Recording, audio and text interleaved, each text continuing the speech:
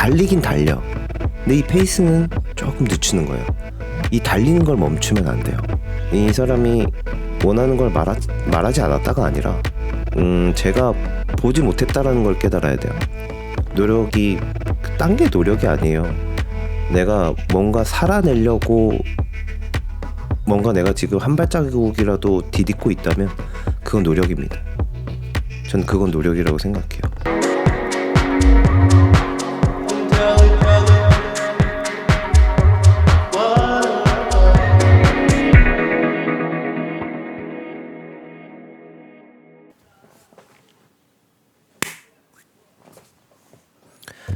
안녕하세요. 언니들의 정주영입니다. 이번에 두 번째 시간을 갖게 되었습니다. 오늘의 키워드는 관찰입니다. 관찰이 무엇일까요? 그쵸?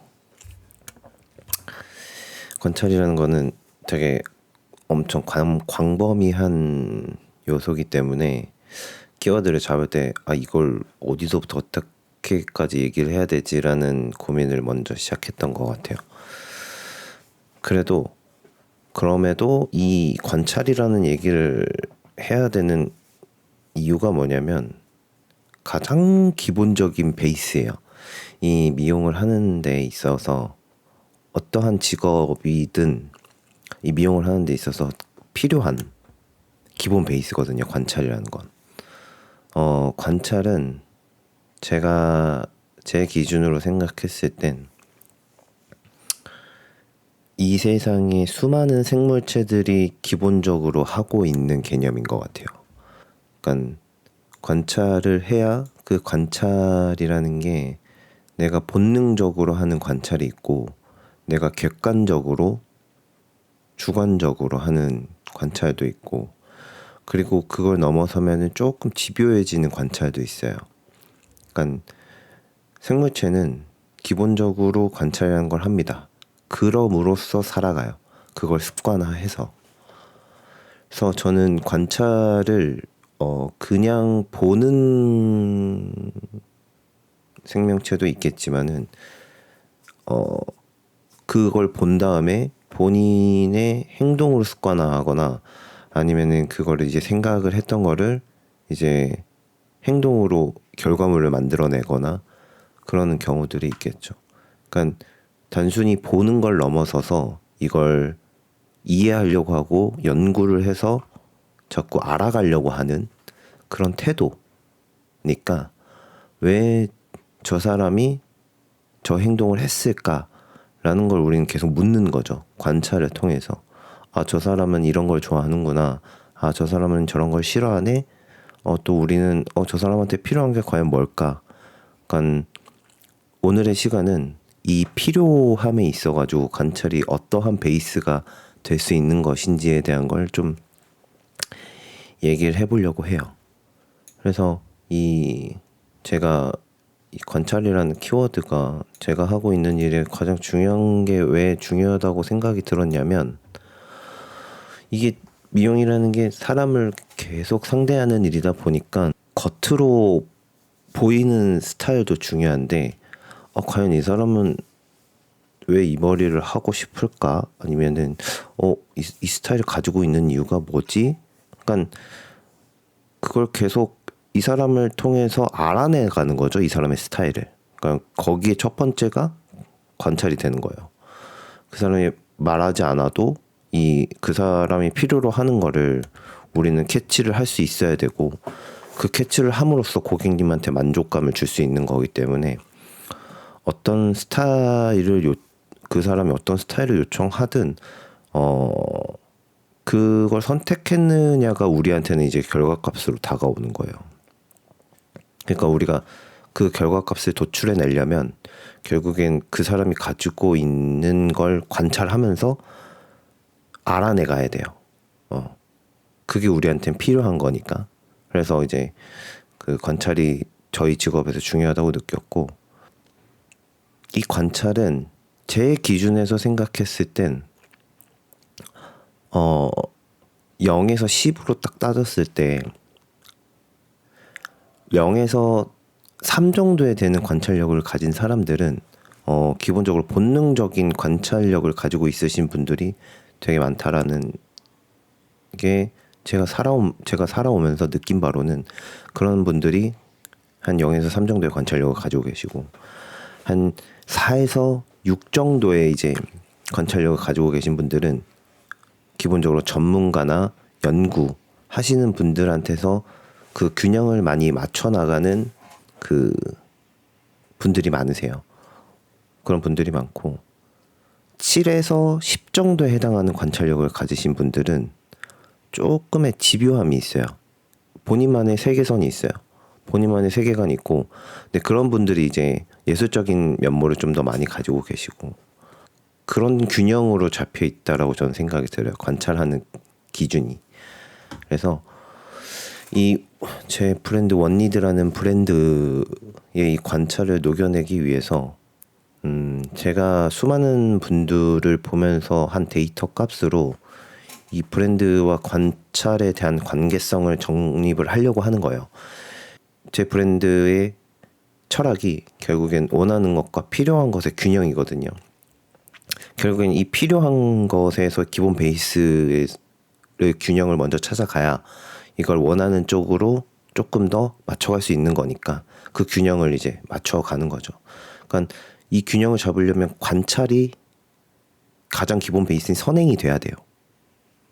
이 관찰이 선행이 돼야 내 브랜드를 만드는데 가장 근본적이고 기본적이고 기준이 될 수 있는 거죠.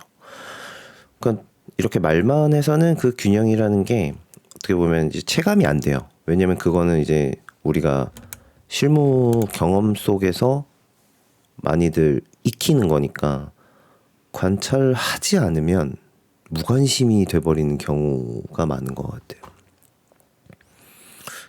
그러니까 내가 관찰하지 않겠다라고 마음을 먹을 수도 있어요.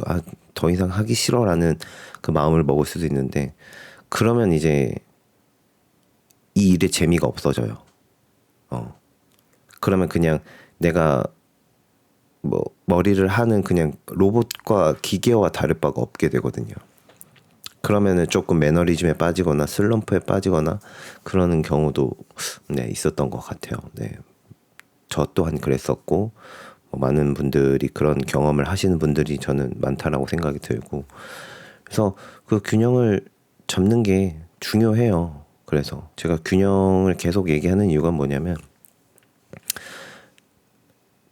매번 균형을 잡는다는 느낌보다는 내가 만약에 초반에 전력 달리기를 좀 했다면 그 다음에는 조금 이 페이스를 늦춰가는 거죠. 달리긴 달려. 근데 이 페이스는 조금 늦추는 거예요. 이 달리는 걸 멈추면 안 돼요. 달리든 걷든 계속 내가 뭔가 움직이고 있어야 돼. 그 움직이는 것도 그냥 내 에너지를 축적하기 위한 방법일 수도 있어요. 근데 우리는 그걸 멈추는 거가 쉬는 거라고 생각해요. 예. 근데 그 멈추고 있으면 나는 내가 여기서 만약에 딱 멈췄을 때 여기서 이 매너리즘이 생기는데 이 안에 빠지는 경우도 되게 많았던 것 같아요. 그러니까 조금이라도 내가 기어가든 아니면은 포복을 하든 어쨌든 앞으로 나아가야 돼요. 그래야지 내가 삶에 있어가지고 이 균형을 맞추는데 가장 중요한 포인트가 될 수 있다라는 걸 이제 좀 알려드리고 싶고 이 관찰력이라는 거에 대한 걸 제가 좀 그냥 제 관찰력이라는 걸 고객과의 이런 소통을 통해서 느꼈던 적이 좀 여러 가지가 있는데 저도 초창기에는 제 스타일이 이제 뭐 제대로 잡혀 있는 것도 아니고 되게 좀 그랬을 때는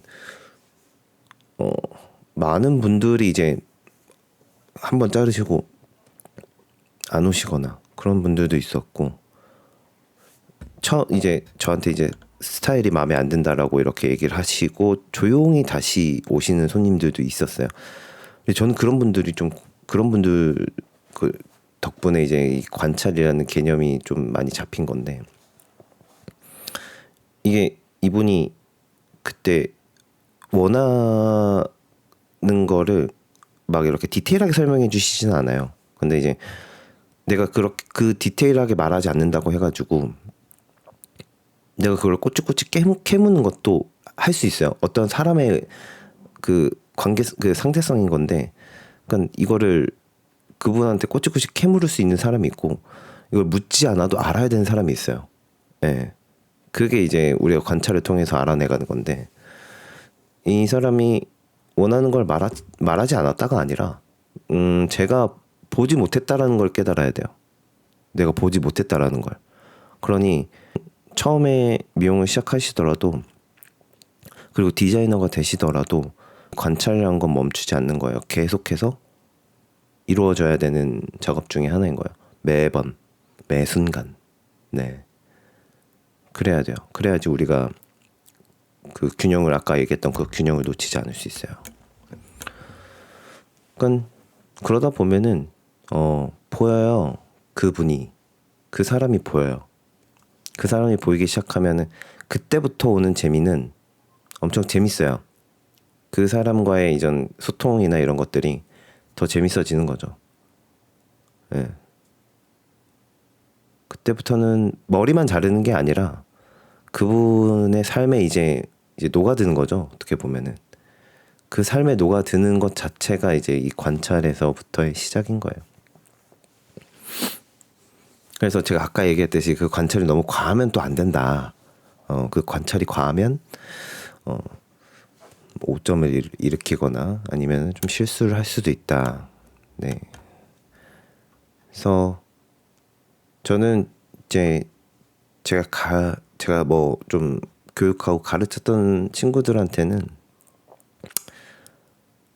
말을 너무 많이 하지 말라는 것도 가르친 적도 있고, 그러니까 먼저 좀 너가 관찰력을 키워라라는 말을 되게 많이 했던 것 같아요. 그러니까 그거를 이제 막 혼내면서 할 때도 있고, 좋은 말로 할 때도 있고, 여러 가지 말투로 이 관찰력을 키우라고 얘기한 적이 있는데, 내 실력이 관찰에서 출발한다는 것 자체를 깨달아야 돼요. 그래서 그 관찰이 중요하다라는 걸 먼저 기본 베이스로 깔려 있어야 되고, 아까 얘기했듯이 고객과의 신뢰가 그런 이 관찰이라는 기본 베이스에서 시작이 되거든요. 그러니까 시작이 되고, 그 시작으로 우리는 이제 이 디자이너 업을 하는 거예요. 하면서 느끼고 깨닫고 또 보고 느끼고 깨닫고 이걸 반복하는 삶인 거죠. 어떻게 보면 재미없게 느껴질 수도 있어요. 이게 정말 이게 이 일을 하다 보면은 그 관찰이 벅찰 때가 있어요. 예.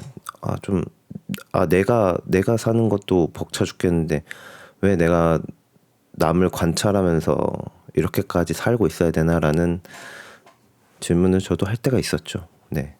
할 때가 있었는데, 그럼에도 계속 관찰을 하려고 노력을 했었던 것 같아요. 노력이 딴 게 노력이 아니에요. 내가 뭔가 살아내려고, 뭔가 내가 지금 한 발자국이라도 디딛고 있다면 그건 노력입니다. 전 그건 노력이라고 생각해요. 막 엄청나게 많이 해야 된다라는 게 노력이 아니라, 시간을 막 오래 투자하고 내가 에너지를 많이 써서 한다는 게 내 노력이 아니라, 내가 지금 딱 진짜 한 발자국만 갈 수 있어도 그건 노력이라고 전 생각이 들어요. 그렇게 한 발자국이 모여가지고 결국엔 뜀박질이 되는 거니까. 머리를 자르는 건 그냥 기술이에요. 이 머리를 그냥 자르는 건. 그리고 이제 제 브랜드에 이제 필요함을 읽는 건 어떻게 보면 철학 쪽이에요. 철학 쪽. 내가 그 철학적인 정신이 있고 철학적인 개념이 없으면 이 읽는 게 조금 무의미해질 수도 있는 그런 결과물을 가져올 수도 있어요. 그래서 이 머리를 자르는 기술과 이 이 필요를 읽어내는 철학이 이 둘을 연결해 주는 게 저는 관찰이라고 생각이 들어요. 내가 관찰을 통해서 이 필요를 읽어냄이 가장 중요한 직업 중에 하나라고 생각이 되기 때문에 오늘의 키워드를 관찰로 잡았습니다. 이게 우리가 관찰을 통해서 배우는 거는 저는 이제 사람은 계속 이제 바뀌고 사람이라는 건 있지만 계속 바뀌면서 이제 시대도 바뀌면서 이렇게 계속 로테이션식으로 계속 돌아가요. 역사적으로도 시대가 계속 바뀌는데 이거는 저는 이제 이 관찰이라는 건 항상 뭐 직원들도 그렇고 고객들한테도 매번 배워요. 내가 모르는 표정, 내가 놓치고 있던 이런 습관들, 그런 일련의 과정들이 그게 다음의 제안을 만들고 결국엔 제 브랜드를 성장시키는 원동력이 되는 거예요. 그걸 이제 우리 친구들한테 알려줄 수 있는 그런 사람들이 저는 많아져야 된다고 생각합니다. 관찰은 결국엔 기술의 시작이고 브랜드의 시작인 거예요. 원리드는 단순히 이게 우리가 스타일을 제공하는 곳이 아니라 단순히 트렌드만 쫓아가는 곳이 아니라 여러분들 고객님들의 그리고 직원들의 그리고 우리 모든 미용업을 하고 있는 분들의 필요함을 먼저 보는 브랜드입니다. 네. 국한되어 있지는 않아요. 네. 모든 사람을 보는 거에 있어서 그 관찰은 항상 없어진 적은 없었다. 항상 존재했고 우리는 아마 죽을 때까지 그 관찰을 하지 않을까 싶어요. 관찰이라는 건 결국 그 사람을 존중하는 방식이다. 말하지 않아도 이미 당신을 보고 있다는 신호. 이게 내가 생각하는 진짜 기술의 시작이라는 말을 끝으로 이번 편은 마무리하겠습니다. 감사합니다.